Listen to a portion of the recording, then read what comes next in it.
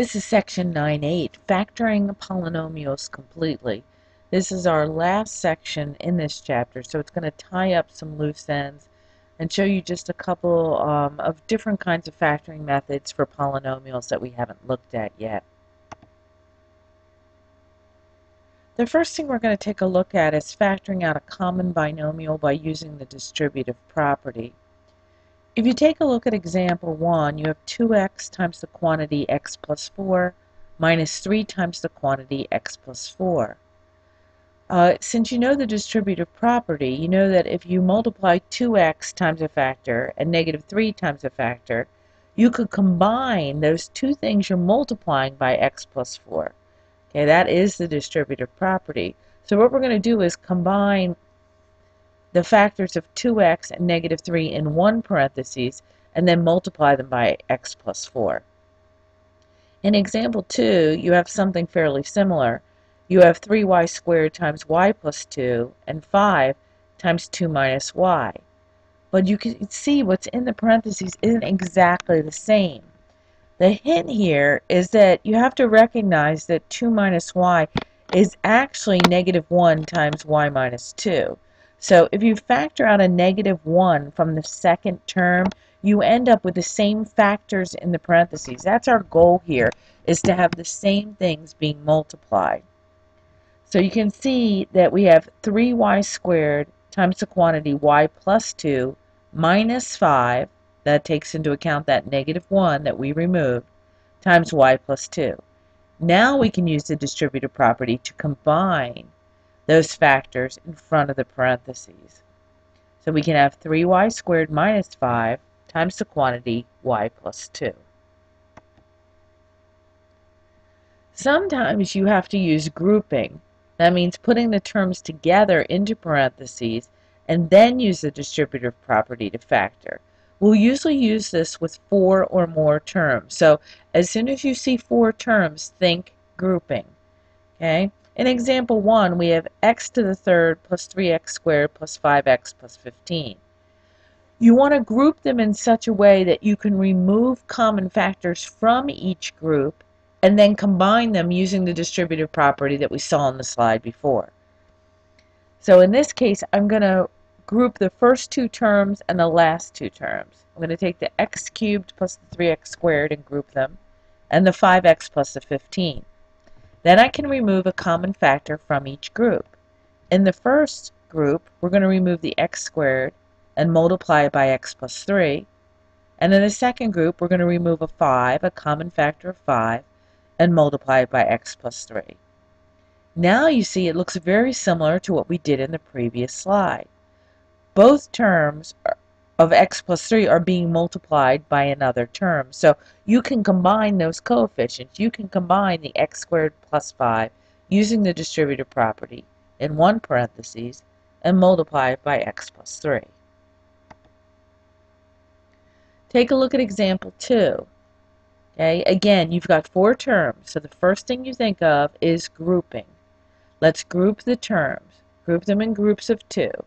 Okay, so we're going to take the first 2 and the last 2 in this case, and then you want to factor them. Your goal here is to have the same thing in the parentheses in each group. So if we take a y out of the first group and an x out of the second group, we end up with y plus 1 in the parentheses. Then you can use the distributive property to group the terms.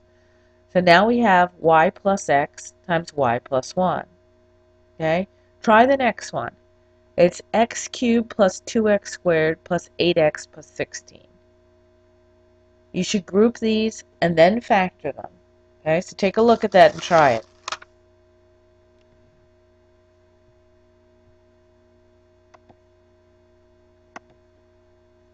We're going to group the first 2 and the last 2. Okay? In the first 2, we have a common term of x squared. So we're going to write x squared outside the parentheses and multiply it by x plus 2. In the second group, what's the greatest common factor? It is 8. Okay? And we're going to multiply that by x plus 2. Okay, now you can use the distributive property to combine the coefficients. So we're going to take the x squared and the 8 and bring them together in the first parentheses and keep the x plus 2 in the second parentheses.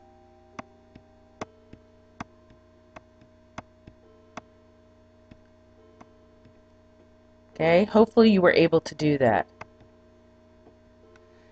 Now, it gets a little more complicated because in those first examples, when we grouped them, we took the first two terms and the second two terms. And it just happened that in those groups, they had common factors. But sometimes that doesn't work. You actually have to rearrange the terms and then grouping them. Okay, because you want the terms that are right next to each other to have something in common. So look at example 1. We have x cubed minus 6 plus 2x minus 3x squared.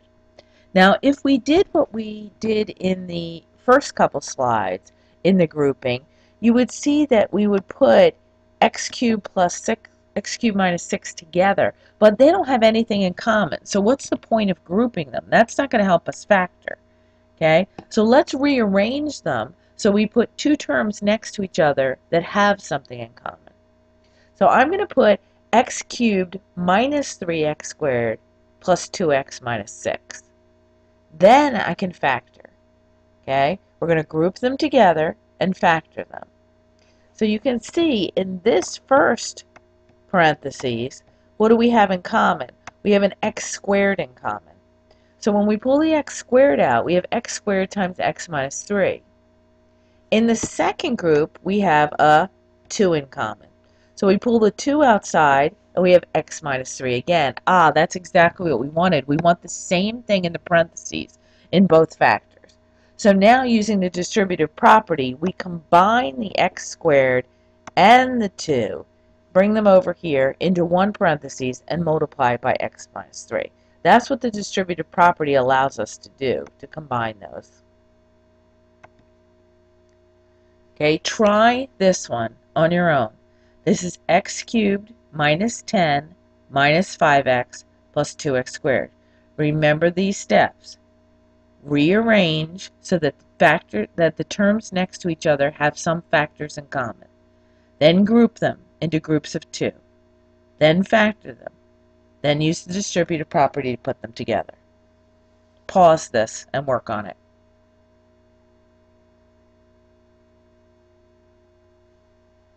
I'm going to group them so that the x cubed plus the 2x are together. Okay. So we're going to put x cubed plus 2x squared, and I'm going to put that in parentheses. And then I'm going to subtract 5x plus 10. Now be careful with the signs here. This is tricky because remember that's a negative 10. So if you're subtracting the whole parentheses, it has to become positive. Okay, that's a really common mistake. So watch out for that. Now you can factor it, right? We have in common here an x squared, so we're going to pull that out. And we're going to multiply that by x plus 2. And in the second one, we have a 5 in common. So we're going to pull that out. And again, we end up in the parentheses x plus 2. That's exactly what we want. The same factor in each parentheses. Okay. Now we can combine what's out front. So we're going to have x squared minus 5.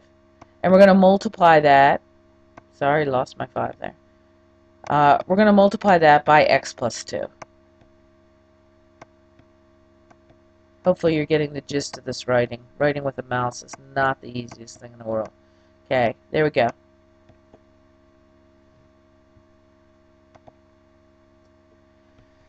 So here's the summation of everything we've done in the last couple sections, okay? To factor polynomials completely, you have to try a bunch of things. First, you look for the greatest monomial factors. Remember, we did that first when we take one term out. We're taking out a 2 that we have in common, or a 3x, or a 4x squared. We find something that the terms have in common. You did this early in your quiz. The second thing you can do is look for a pattern that you see. And that's why you need to know both those patterns, the difference of two squares and the perfect square trinomial. If you don't have any of those patterns, then look to factor the trinomial. Look at it in ax squared plus bx plus c and see if you can make it into the product of binomial factors. Remember, we talked about looking for two numbers that multiply together to be c and add together to be b, right? We worked with that a lot. And last, you could factor the polynomial with four terms by grouping and then using the distributive property. So those are all like the tools in your arsenal right now to try to factor things. So let's try a couple of these, okay? Take a look at number 1. It's n squared plus 2n minus 1. How would you factor it? Is there a common factor? Does it follow a pattern? If not, can you just factor it the way we learned with the b's and the c's? Think about it for a second. When I look at this, I don't see any greatest common factor. N squared, 2n, 1, they don't have anything in common. So we can knock that off. Does it follow a pattern? Okay, well, it's definitely not a difference of two squares because there are three terms. Is it a perfect square trinomial? No, it isn't, because in a perfect square trinomial, the last term has to be added, and this one is subtracted. So that's not an option. So let's try our last method. Remember, the method that we used with the trinomial was to take the n, right, the square root of the first term, like that, and then because this is a negative, one of these has to be positive and one has to be negative, and then you should look at the factors of 1 and plug them in here, and they should add together to be 2. But the problem here is when you put 1 in both of them, you can't add them up to be 2 because one's negative and one's positive. It becomes 0. So this is not factorable. Okay, you cannot do it. And if we take the time to write this, we're going to be here all day. Okay, so we'll just put not fact. You can't do it. Okay, look at the next one. 4x cubed minus 44x squared plus 96x. I'll tell you right away, when you see a cubed or a fourth, the first thing you're going to try is greatest common factor. You got to get that out of there. We want to work with squares. Okay? What they have in common is this 4x, so we're going to take that out first. Then take a look at it, and can you break it into binomials?